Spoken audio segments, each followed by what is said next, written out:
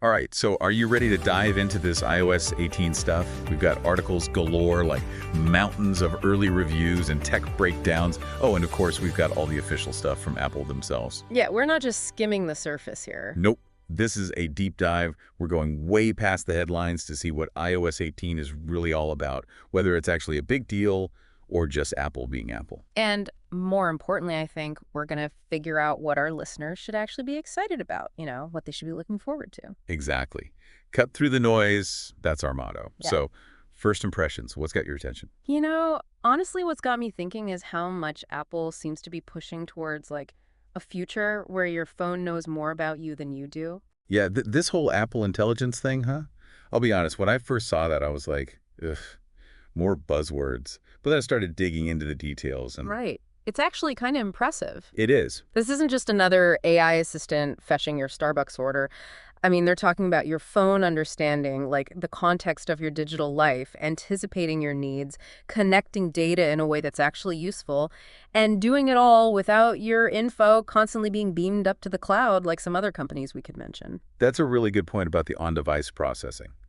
It seems like they're really trying to find a balance between personalization and privacy, which, let's be honest, has been a bit of a struggle for the tech world. Totally. And I think it's a good sign that they're emphasizing that.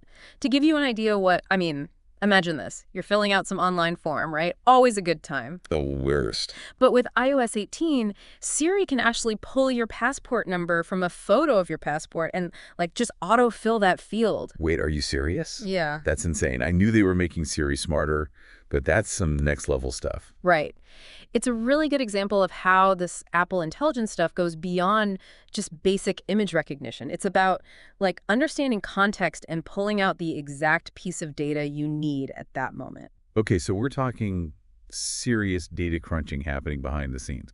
So where do we actually see this Apple Intelligence show up in the new features? Give me an example. Well, how about the new writing tools? They've got Style Rewrite, Proofread, Yeah, I saw those. and my favorite, Summarize. Okay, tell me more about this summarize thing, because my inbox is like a black hole of unread novels disguised as emails.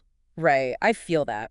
But picture this. You get one of those monster emails, and with a tap, bam, Summarize condenses it down to the key bullet points. That's incredible. For anyone who feels constantly chained to their inbox, this has got to be a game changer. Absolutely. But we're still just dealing with words here. All What about images? What are they doing on the visual side with iOS 18? Okay, so that's where Image Playground comes in. At first glance, it seems like, a fun little feature where you can play with different art styles, generate images from text prompts. Yeah, I saw that. Like a little mini creative studio on your phone.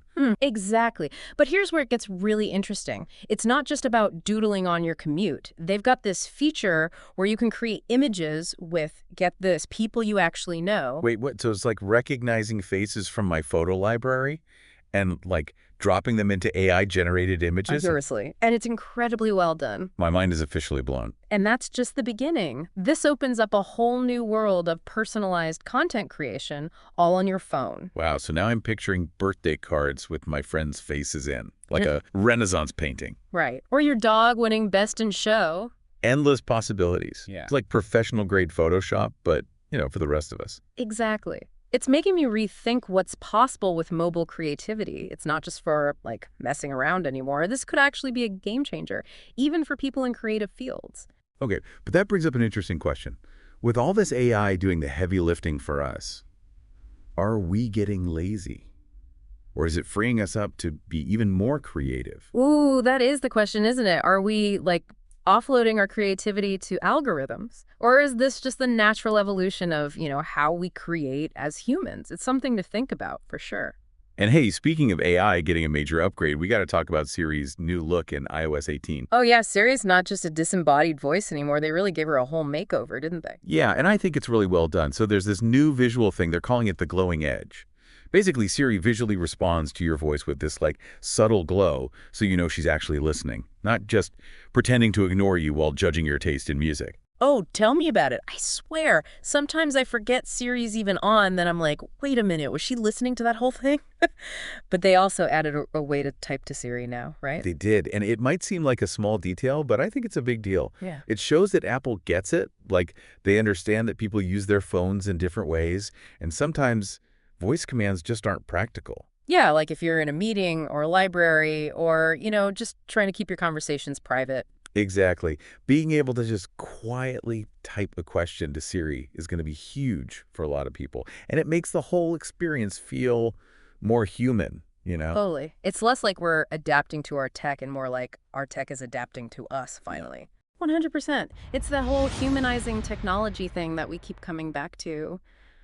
Our devices have to be more than just smart. They have to be approachable, intuitive, and let's face it, a little less creepy about when they're listening to us. For sure. But that does bring up a really important point, which is that all this Apple Intelligence stuff, all these amazing features, they rely on some pretty personal data. Right. That's the elephant in the room, isn't it? So what's the deal with privacy in iOS 18? What are they doing about that? Well, the good news is that Apple's definitely aware of these concerns, which, good for them, and they seem to be addressing them head on. Like, how so? So in everything they've put out about iOS 18, they really emphasize the enhanced privacy settings. Like, you get super granular control over data sharing. You can choose exactly what each app can access. No more, like, blanket permissions. Okay, so more transparency, more user control. I like the sound of that. But is it really possible to keep our data totally locked down?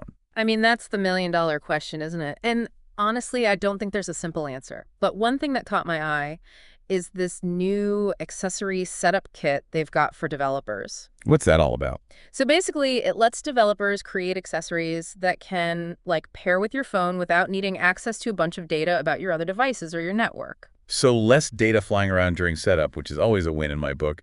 But we've still only, scratched the surface of all the stuff packed into this iOS 18 update, right? Yeah. There are always a ton of smaller features that deserve some love, too. What else is there? Oh, absolutely. In fact, there's one in particular I think you'll appreciate, given your, shall we say, fondness for handwritten notes. Handwritten notes, huh? You know me too well. All right, spill it. What have they done? They haven't found a way to decipher my grocery lists yet, have they? Not quite, although now that you mention it, That's got to be on the roadmap somewhere. honestly, probably. But no, this one is about making your handwriting look, well, less like a cry for help. Oh, okay. So what, like an AI calligraphy tutor? Basically. Yeah. It's called handwriting refinement, and it uses on-device learning to smooth out your writing as you go. Hold on. It's learning my handwriting. So it's not just fixing typos, it's actually adapting to my unique style. Yep. Which, again, goes back to that on-device learning. It's pretty slick. I got to admit, that's really impressive. See, this is why I love these deep dives. It's those small, under-the-radar features that really get me going. Agreed. It's not always the big flashy stuff. Sometimes it's those subtle changes that make a huge difference in how you actually use your phone every day. 100%.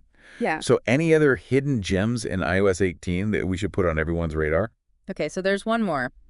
Have you ever taken a photo and thought, man, I wish I could just erase that random person in the background? You mean besides my brother? Besides your brother. Oh, yeah, definitely. Yeah. But isn't that the kind of thing you need, fancy software for? Not anymore. With iOS 18, you can do it right on your phone. It's called the cleanup tool. You just, tap to remove whatever you don't want. No way. Are you serious? That's amazing. Yeah, it's super easy to use. I mean, that's huge. Think about it. No more awkward photo bombs.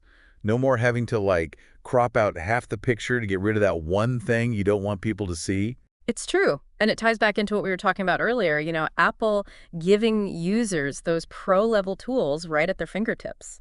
It really is incredible when you think about how far things have come. Right. Our phones are basically mini computers now. True. And with every update, that line between what our phones can do and what, professional grade software can do, that line just keeps getting blurrier. It's exciting. A little bit scary, to be honest. Yeah, no, I totally get that. It does make you think, where does this all end? What's next? That's the question, isn't it? And I think that's a good place to wrap up for today. We've covered so much ground, from how AI is changing the game to, the fact that your iPhone might secretly be a creative genius. It's been quite a journey. And for our listeners, if you want to dive even deeper into all the nitty-gritty details of iOS 18, we've got links to all those articles and resources we talked about in our show notes. Definitely check those out. But in the meantime, keep those questions coming, keep experimenting with your devices, and most importantly, don't be afraid to let your inner tech geek run wild. Hear, hear. Until next time. Keep exploring.